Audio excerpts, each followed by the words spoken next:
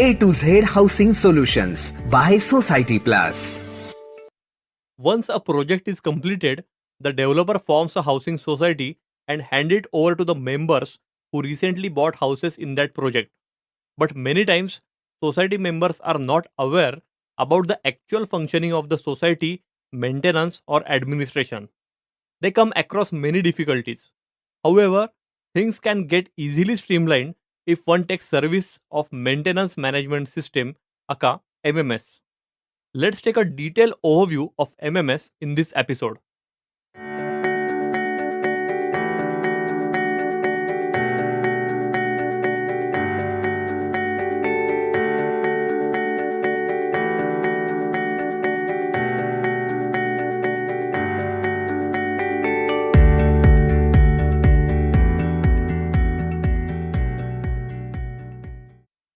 We at Society Plus warmly welcome all the listeners in the new episode of Your Society, Our Solutions podcast. The managing director of Society Plus, Mr. Vijay Oswal, is with us. Hello, Vijay sir. Hello. Sir let's begin our today's fresh episode. हमें बताइए, किसी भी society में घर का position देने के बाद बिल्डर सोसाइटी फॉर्म करता है और मेंबर्स को वो सोसाइटी हैंड ओवर करता है। इस मुकाम पर डेवलपर की जिम्मेदारी खत्म होती है और दूसरी तरफ मेंबर्स का काम शुरू होता है। पर इस नई जिम्मेदारी के लिए क्या मेंबर्स मेंटली प्रिपेयर्ड रहते हैं? आपका एक्सपीरियंस क्या कहता है? सर ऐसा है कि हमने देखा है कि बिल्डर पोजीशन देता है और पोजीशन देते वक्त 1-2 साल का मेंटेनेंस एडवांस में रहता है। लीगल प्रोविज़न ये कहती है कि जब तक बिल्डर हैंडओवर नहीं करता है, तब तक सोसाइटी का जो मेंटेनेंस है वो बिल्डर की रिस्पॉन्सिबिलिटी होती है और इस प्रोसेस में सोसाइटी फॉर्म होती है और बाद में हैंडओवर होती है। अभी हिच कहाँ पे है that the flat holders who have taken position are totally new at a new place with all the new amenities, facilities और उनके एक्सपेक्टेशंस भी हाई होते हैं और उनके एक्सपेक्टेशन होते हैं कि बिल्डर ने ये सब प्रोवाइड करना चाहिए और जो गलत भी नहीं है on their part two have such expectations. But builder का कंसर्न ऑलवेज यही होता है कि अभी मैंने फ्लैट हैंडओवर कर दिया है और उसको हरी होती है कि जितना जल्दी वो हैंडओवर करे और यहाँ से बाहर निकल जाए तो उसके लिए बेहतर होता है। और because of which the maintenance management which is executed by builder और his team, there is a basic difference कि मेंबर्स की कोई एक्सपेक्टेशंस रहती है और फ्लैट ओनर की तरफ से और जो बिल्डर की डिलीवरी होती है उसमें थोड़ा गैप आता है और ये difference we realized when we go to hand over the society which is a very big pain point. Members expectations as I said are very high, builders delivery is not up to the expectation, flat owners feel they have been cheated, which is a big problem. And then what can be the solution for this? What can be their expectations कि हमने vendors की service अच्छी नहीं मिल रही है, हमने जो payment किया है उसका हमको सही टाइम पर हिसाब नहीं मिलता है, अगर हिसाब मिलता है तो उसमें बहुत सारी डिस्क्रिपेंसीज रहती है। And then whatever complaints we raise और सो कॉल्ड कंसर्न्स रेज्ड और हम डिफिकल्टीज जो फेस करते हैं are not taken care by the builder team and our concerns are not conveyed to the management, or whatever work is supposed to be executed by the builder, there is no timeline provided for the same. Hence they have to face all these kinds of challenges and this is what members bring to our notice and they tell us, sir आप बताइए हमको कि हमने कैसे handover लेना चाहिए, how should we take an handover in such a situation? Builder बिल्कुल घाई में है हैंडओवर के। सो एट टाइम्स क्या होता है, ऐसे कंसल्टेंट्स होते हैं जो मीडिएटर की तरफ से काम मीडिएटर की तरह से काम करते हैं और हैंडओवर कंप्लीट करते हैं। बट बहुत सारे केसेस में बिल्डर भी नहीं सुनता है, सोसाइटी भी नहीं सुनती है और ऐसे मैटर्स कोर्ट में जाते हैं और ऐसे काफ़ी मैटर्स कोर्ट में गए हैं कि सोसाइटी हैंडओवर होती नहीं है and this is the condition of handover of societies of today's era. Right, sir. So now tell us, what does exactly mean by maintenance management system and how it is beneficial for societies in their day-to-day functioning. Okay sir, बिल्कुल बताऊंगा।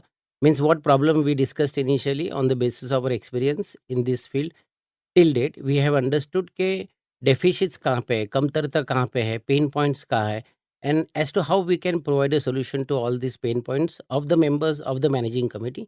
And if we can provide a solution to this, then the end what we call as peaceful handover of society can happen in a very positive and good way. So we realized कि यहाँ पर एक gap है between delivery और expectation and on these grounds we thought that if we can design a system in a professional manner then it will definitely work, which we call as a third party credibility. Means if we can create a communication coordination channel through a proper system on a professional front, it will make a difference. So yes, it will make a difference. This is how it all started. ये संकल्पना हमारे दिमाग में आई और हमने चालू किया and thought of as how can we can implement this, और उसको हमने 4 भागों में डिवाइड किया. So where is the problem? The vendors, to select proper vendor, to ensure best services from the vendor. So thought of vendor management as to how we can provide best vendors as per our choice of the society. So पहले हमने ये देखा कि बाबा, which means we are responding to the expectations, we have chosen right vendor. So what can we do to ensure delivery of services by the vendor? So we generated a report system where he has to submit a daily report of daily work done, weekly report, monthly report, whatsoever we call, and this report should be maintained. So what can be observed here is that whether the vendor which has been selected is executing his duties as per the contract. And one step further, what we have done is we have set up a review system with the vendor. मतलब जो vendors वहाँ services दे रहे, उनके साथ हमने एक review system set किया.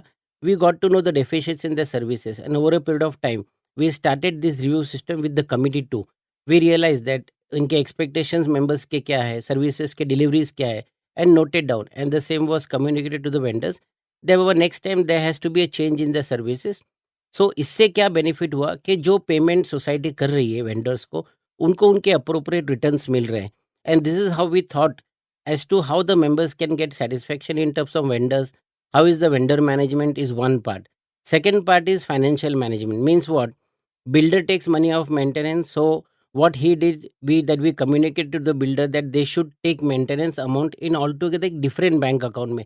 उनका जो कंस्ट्रक्शन का बैंक अकाउंट है उसमें नहीं लेते हुए एक अगर डिफरेंट अकाउंट में लेते हैं जिसका वो हिसाब रख सकते हैं, which is one of the most important decision which we ask the builder to implement.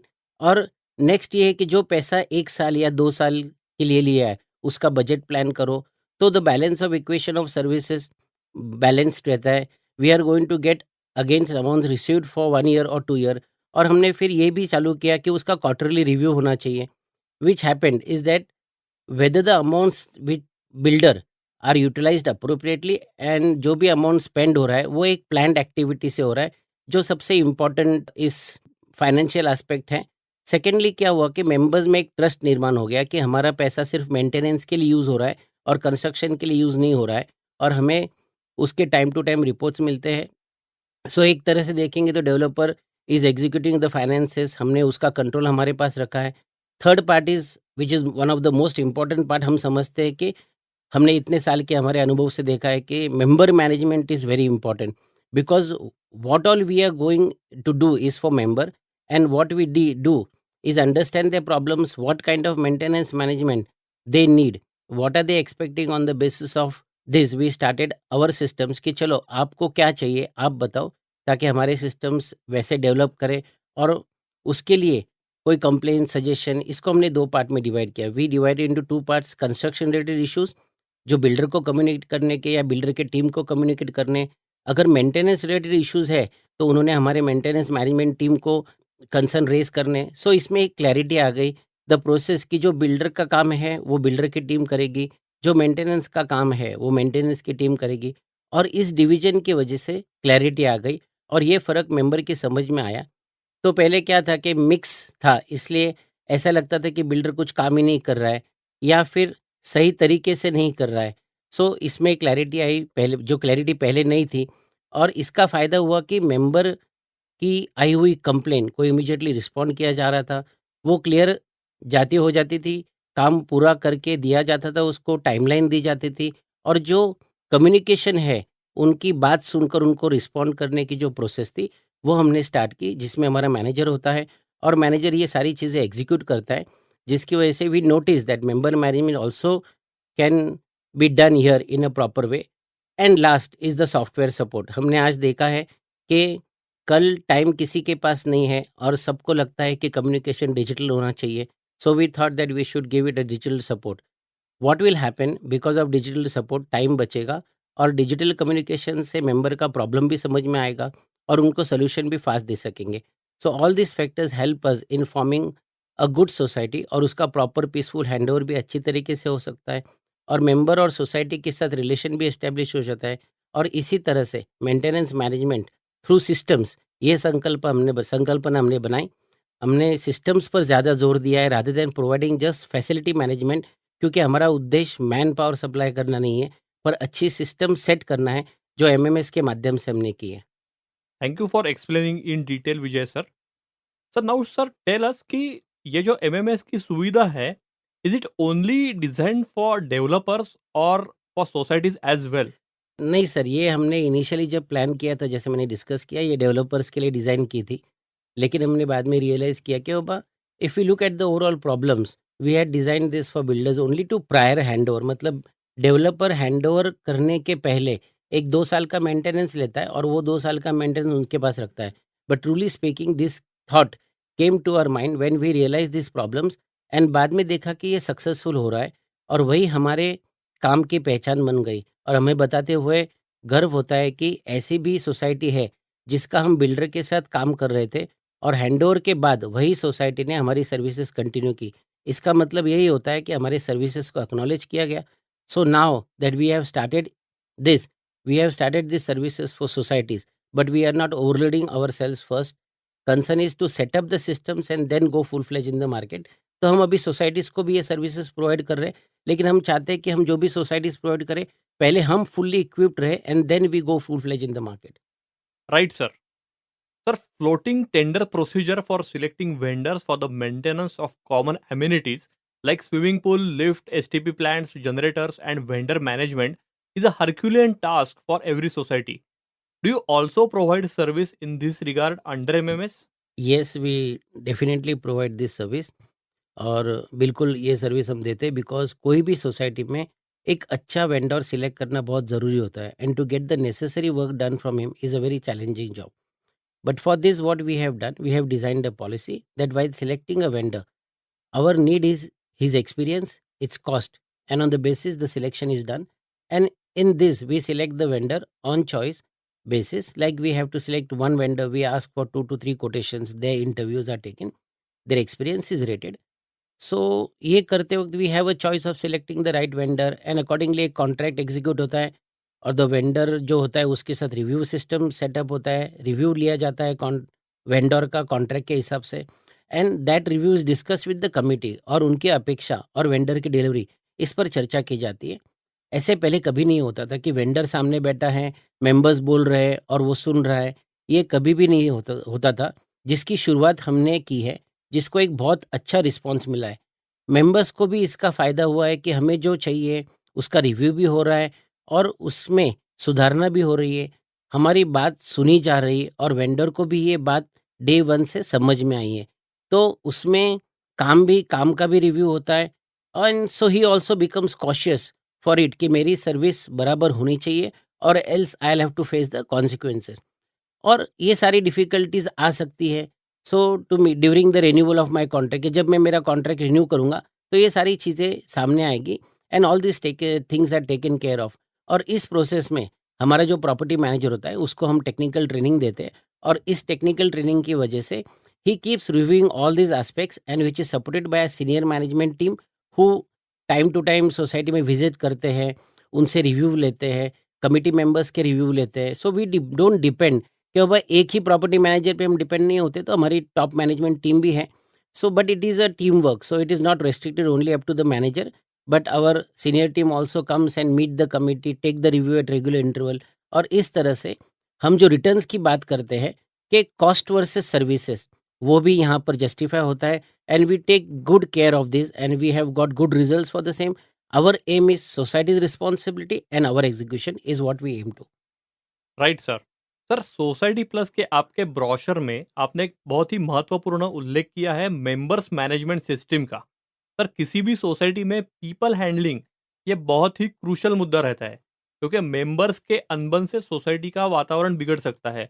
तो इस फ्रंट पर आप सोसाइटीज को किस तरह से मदद करते हैं? सर, क्या होता है कि एमएमएस में एक पीएम होता है, जिसको हम प्रोजेक्ट मैनेजर कहते हैं, जिसको हम, जैसे मैंने पहले बताया, कि हम टेक्निकल ट्रेनिंग देते हैं, और उस टेक्निकल ट्रेनिंग के साथ हम एडमिनिस्ट्रेटिव ट्रेनिंग भी देते हैं। We have spoken about technical training, that he has to look into all vendor management in his technical training. और एडमिनिस्ट्रेटिव में हम उससे सिखाते हैं कि जो मेंबर्स को कॉमन सर्विसेज प्रोवाइड करनी है, उसका डेली बेसिस, उसका प्लानिंग एक तो बराबर से होना अपेक्षित है। मीन्स मैनेजर इन सब चीज़ों का ध्यान रखता है, और मेंबर की भी यही अपेक्षा है कि मैं मेंटेनेंस दे रहा हूँ तो मुझे सर्विस मिलनी चाहिए सोसाइटी से, जहाँ पर मैनेजर ये पूरा प्लानिंग करके अपना रोल निभाता है। तो होता क्या है, कंप्लेंट्स और सजेशंस जो मेंबर से आती है वो इमीडिएटली रिजॉल्व होती है। This is one very important thing which we have successfully implemented, and here half of the issues of the members are resolve by proper communication. कि बाबा ठीक है, आपकी कंप्लेन है, वो आई है, पूरी हो गई है, इमीडिएटली होगी, कब होगी? तो ये सारी चीज़ें जब कम्युनिकेट हो जाती है मेंबर को, और मेंबर को ही कम्युनिकेट नहीं होती, हमारी जो सीनियर टीम होती है, वो भी उसका रिव्यू लेती है। तो अगर मेंबर की कोई कंप्लेन आती है तो, और उससे ये बताया जाता है कि आपकी कंप्लेन आई है, हमने नोट की है और ये डेट तक आपकी कंप्लेन अगर पूरी होगी, तो मेंबर की कोई कंप्लेन रहती नहीं है। तो हमारे मैनेजर्स भी जो आते हैं, सीनियर टीम आते हैं, वो उसका रिव्यू लेते हैं और उसका स्टेटस भी लेते हैं, एंड ये इंश्योर करते हैं कि जो भी कंप्लेंट्स आती है, वो टाइम में अटेंड हो, जिसको हम टैट बोलते हैं, टर्न अराउंड टाइम। तो एक स्पेसिफिक टाइम पीरियड में वो अटेंड होती है। और ये हमारे कमिटमेंट के हिसाब से बेसिकली मेंबर को हमने एक सेंट्रल फोकस पॉइंट रखा है कि मेंबर के अराउंड सारे सर्विसेज घूमने चाहिए, कि उसको उसका सॉल्यूशंस मिलना चाहिए, and this is how we play a important role of member management. Okay, sir. Financial management is also an important service and part of MMS. Can you please elaborate which things get covered in financial management? Sir, financial management is not only important, but it is one of the most crucial part of society. तो as said initially that developer while handing over possession, member से साल 2 साल का maintenance advance में लेते हैं। इसकी शुरुआत ऐसी है कि वो पैसा किसी अलग बैंक अकाउंट में रखने के लिए बिल्डर को हम इंसिस्ट करते हैं, out of which expenses will done only for the services to be provided to the members.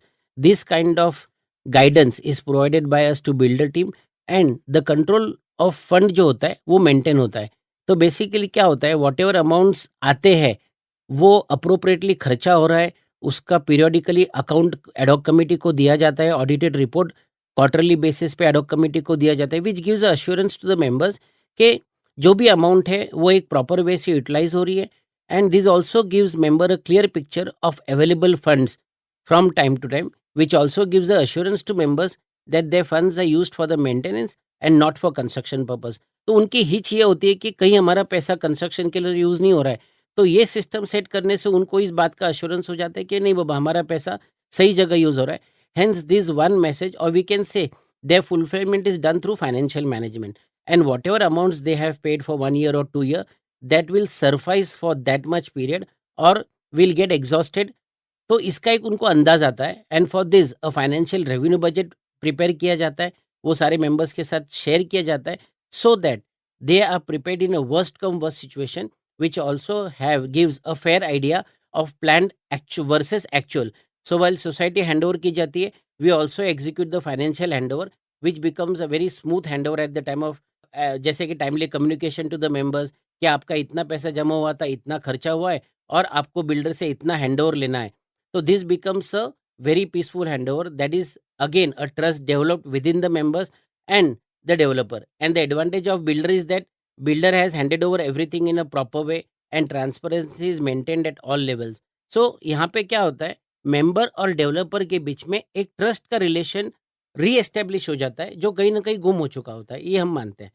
सही बात है सर। मतलब ये ट्रस्ट का फैक्टर जो है वो बहुत क्रूशियल है और वो होना बहुत बिल्कुल ही ज़रूरी है। बिल्कुल बिल्कुल। यस। सर, इस एपिसोड की तैयारी करते वक़्त एक प्रेज़ेंटेशन जो सोसाइटी प्लस का है वो मैंने देखा, तो उसमें एक slide end to end facility management पर है। तो क्या आप प्लीज़ उसके बारे में भी हमें बताएँगे? बिल्कुल बताएँगे सर। तो यहाँ मैं एक बात कहना चाहूँगा कि एमएमएस जो है, मेंटेनेंस मैनेजमेंट सिस्टम जो है, it's not only about facility management, but it is a mechanism of setting systems which we define as maintenance management through systems. This is what we call it as MMS, which is a very important change. It is not only facility management, like it's become a notion as if just a manpower supply company has become a trend, and we don't intend to get stamped as a manpower supply company. Hence, we don't want to be called specifically as a manpower supply company, but a company जो system set करेगी to control and manage this manpower and other services. We give more importance to systems because as we know that a man does not run the company, but companies run on the basis of systems set thereby. And hence, we are creating such a company only from the intention of creating trustworthiness. And as we are working closely with the construction industry, इतने सालों से हम 200 developer से काम कर रहे हैं आज पूना में तकरीबन, और हमको उनके डिफिकल्टीज मालूम है. So how we can derive a guaranteed solution, professional solution, on which in turn will be beneficial to both, where burden on both the parties भी रिड्यूस हो जाता है, क्लोजिंग भी अच्छी तरीके से हो जाता है, पीसफुल हैंडओवर भी हो जाता है. तो ये जो हमारा कॉन्सेप्ट है एमएमएस का, मेंटेनेंस मैनेजमेंट थ्रू सिस्टम्स, हमने डिराइव किया है. Perfect sir. Sir now tell us, society का आकार जितना बड़ा हो उतना ही उसको मैनेज करना मुश्किल होता है. एमएमएस की सेवा अभी आप जिन सोसाइटीज को दे रहे हैं उनके बारे में क्या आप हमें जानकारी देंगे? बिल्कुल सर. करंटली हम 10 सोसाइटी के साथ काम कर रहे हैं, जिसमें से कुमार प्रॉपर्टीज़ का एक ब्रांड है प्रिवी, और उसकी एक सोसाइटी है जो एक लग्जरी सेगमेंट में आती है, जिसका नाम कुमार शिलो है, और उसका मेंटेनेंस हम पिछले 3 साल से कर रहे हैं.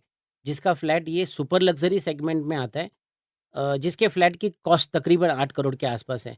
अभी ऐसे प्रोजेक्ट का मेंटेनेंस हम 3 साल से कर रहे हैं, और मज़े की बात ये है कि बिल्डर ने हैंडओवर करने के बाद भी हम उसका मेंटेनेंस कंटिन्यू कर रहे हैं, और जो हमने सिस्टम सेट किए, हमारे सिस्टम सेट करने के बेस पे हम उसको आगे कंटिन्यू कर पाए, यही हमारे काम की पहचान है. और ज़रूर कह सकते हैं कि we are also working for Karya builders के 4 प्रोजेक्ट है मुंडवा में, जहाँ पे हम similar kind of services provide कर रहे हैं. गोयल गंगा का एक प्रोजेक्ट है, गंगा अंबर वाकड़ में, जो 7 बिल्डिंग्स का प्रोजेक्ट है, जिसमें से फ़िलहाल हम 2 बिल्डिंग का मेंटेनेंस कर रहे हैं, और आगे फेजेज़ में जैसे बिल्डिंग आएँगे, वो आगे ऐड किए जाएँगे. फिर बानेर में एक बानेर बिस्बे करके कमर्शियल बिल्डिंग है, जो हम 3 साल से मेंटेन कर रहे हैं. उसमें बिल्डर और सोसाइटी मेंबर्स के भी काफ़ी इश्यूज़ थे, जो हमने रिज़ॉल्व किए. And this is how we introduce this maintenance management system, and we strongly feel that this is the need of the hours for builders as well as societies. Considering the geographical change जो पूना में हुआ है, पहले पूना पुणेकर के लिए था, अभी Cosmo हो गया है, और लोगों के पास वक्त नहीं है. अपने प्रोफेशनल और पर्सनल लाइफ में से उनको सोसाइटी के लिए टाइम निकालना पड़ता है, और जहाँ पे एक ऐसे एजेंसी की ज़रूरत होती है जो इनका ये मकसद पूरा कर सके. सो ऐसे सिस्टम्स प्लेस में है, और पुणेकर ने हमको एक्सेप्ट किया है, और हम वो काम बहुत सक्सेसफुली कर रहे हैं. हमने अपने आप को प्रूव किया है. So now we are fully prepared and ready to take more projects in the coming future. Thank you so much sir. MMS ये आज नीड ऑफ द आवर है, ऐसा हम कह सकते हैं. बिल्कुल. और मैं श्योर हूँ कि बहुत सारी सोसाइटीज़ आपको अप्रोच होंगी. मेरा लिसनर्स को अपील है कि सोसाइटी प्लस के बारे में और जानकारी के लिए www.societyplus.co.in ये उनकी वेबसाइट है, उसको ज़रूर आप विजिट कीजिए. बाकी ये पॉडकास्ट आप सभी लीडिंग प्लेटफॉर्म्स पर सुन सकते हैं, और वो भी एकदम फ्री में. मतलब स्पॉटिफाई हो, जियो सावन, गाना, एप्पल पॉडकास्ट, और यूट्यूब चैनल पे भी सोसाइटी प्लस के ये पॉडकास्ट फ्री में अवेलेबल है. तो ज़रूर सुनिए, और आपके फ्रेंड सर्कल को और रिलेटिव्स को भी इसकी लिंक ज़रूर शेयर कीजिए. अभी आपने सुना विजय ओसवाल और निरंजन मेढेकर की आवाज़ में योर सोसाइटी आर सॉल्यूशंस ये पॉडकास्ट. ये सोसाइटी प्लस की निर्मिति और साउंड्स ग्रेट और मीडिया नेक्स्ट की 2023 की प्रस्तुति है.